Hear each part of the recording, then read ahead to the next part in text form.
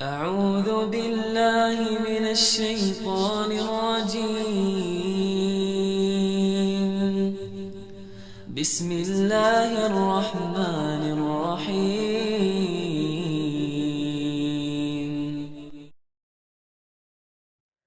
Assalamualaikum warahmatullahi wabarakatuh.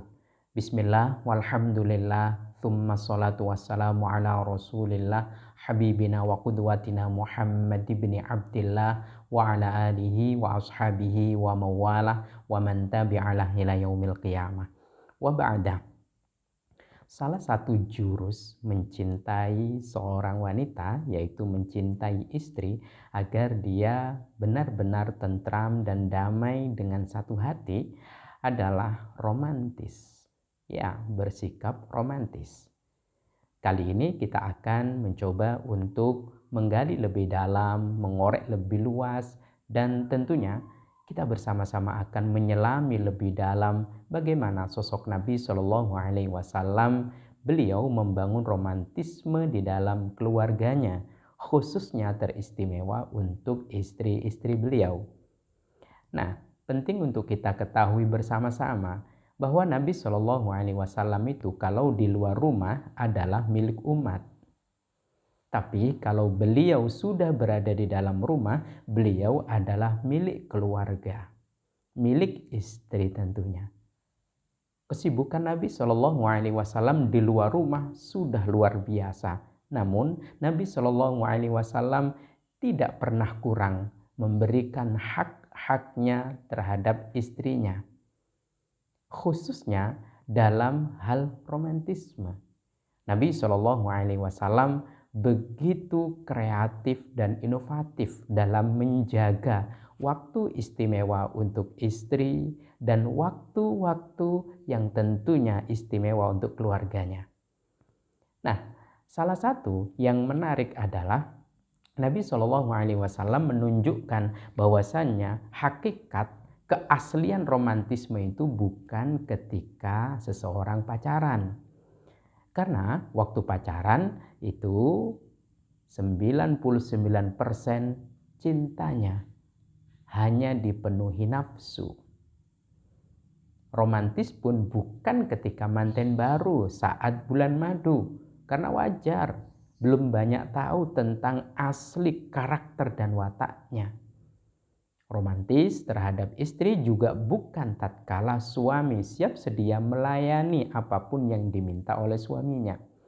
Tapi hakikat atau keaslian dari romantisnya seorang suami kepada istri adalah ketika sang istri haid. Karena ketika haid, sang istri tidak bisa melayani, khususnya dalam urusan ranjang.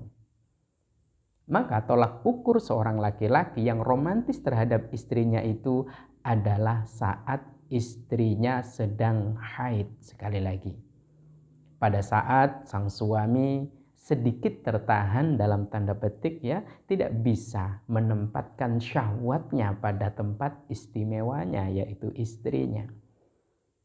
Dan Nabi Shallallahu Alaihi Wasallam meskipun tak bisa dilayani oleh sang istri, tapi beliau benar-benar menunjukkan sisi romantismenya kepada istri, khususnya ketika istri beliau sedang haid. Satu riwayat sahih dari Ibunda Aisyah radhiyallahu anha, beliau menjadi saksi kunci dalam hal ini. Beliau juga mengagumi Rasul Shallallahu Alaihi Wasallam tentunya.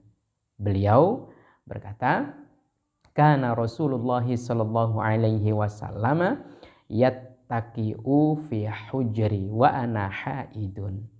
Rasul Shallallahu Alaihi Wasallam itu seringkali duduk di kamarku seraya menyandarkan punggungnya, khususnya ketika aku sedang haid. Bukan sering ditinggal, malah begitu cukup mendapatkan perhatian dari Nabi Shallallahu Alaihi Wasallam. Lalu ngapain Nabi Shallallahu Alaihi Wasallam banyak sekali menyisihkan waktu untuk duduk di kamar Ibunda Aisyah radhiyallahu anha seraya menyandarkan punggungnya? Ternyata fayaqra'ul Qur'ana. Lalu Nabi Shallallahu Alaihi Wasallam membaca Al-Quran. Hadis riwayat Imam Bukhari dan Imam Muslim. Sudah barang tentu kalau Nabi Shallallahu Alaihi Wasallam membaca Al-Quran, Ibunda Aisyah radhiyallahu anha sebagai pendengar setia. Sebagaimana yang kita ketahui bersama-sama bahwa ketika seorang wanita, seorang muslimah salihah sedang haid, tentu dia dilarang mendirikan sholat. Dia dilarang berpuasa. Dia juga dilarang berinteraksi dengan Al-Quran, apakah menyentuh ataukah membacanya. Tawaf juga termasuk. Tentunya juga termasuk melayani suaminya. Namun demikian, Nabi SAW ingin menghadirkan romantisme ukhrawi, romantisme surgawi untuk istrinya yang terlarang sholat, puasa, dan interaksi dengan Al-Quran. Caranya adalah dengan membacakan Al-Quran lalu disimak dengan seksama, didengar baik-baik oleh Ibunda Aisyah radhiyallahu anha. Subhanallah. Dengan dibacakan Al-Quran, akhirnya seorang istri, dalam hal ini Ibunda Aisyah, dan mudah-mudahan wanita-wanita mulia di rumah kita juga mendapatkan haknya yang sama seperti Ibunda Aisyah.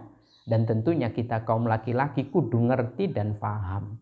Kita kaum suami ini kudu mengerti dan paham betul bahwasannya pada saat istri sedang haid benar-benar butuh perhatian. Jangan sampai berkurang, kalau perlu dilebihkan. Sebagaimana Nabi SAW lakukan itu untuk Ibunda Aisyah radhiyallahu anha.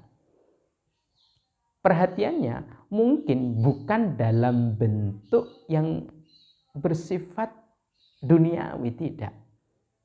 Tidak sekedar I love you. Tidak sekedar rayuan. Tidak sekedar membelikan ini dan itu, tidak sekedar memberi ini dan itu, akan tetapi yang bersifat ukhrawi dan surgawi. Apa itu? Dibacakan Al-Quran. Sehingga istri tetap mendapatkan satu hikmah dari bacaan Al-Quran. Tetap mendapatkan keutamaan. Tetap bisa taqarrub kepada Allah Subhanahu wa Ta'ala. Dan juga tentunya tetap menjadi hamba Allah yang beribadah meski bukan membaca, akan tetapi dengan mendengarkannya. Karena Allah Subhanahu wa Ta'ala juga menuntun kita bersama-sama, kaum muslimin, kaum muslimat, wa idza quri'al Qur'anu fastami'u lahu wa ansitu la'allakum turhamun. Kalau dibacakan Al-Qur'an, dengarkan. Simak baik-baik. Mudah-mudahan Allah memberikan rahmat bagi yang membaca tentunya dan bagi yang mendengarkan. Maka sekali lagi, romantisme Rasulullah selalu bersifat ukhrawi dan surgawi, khususnya ketika haid.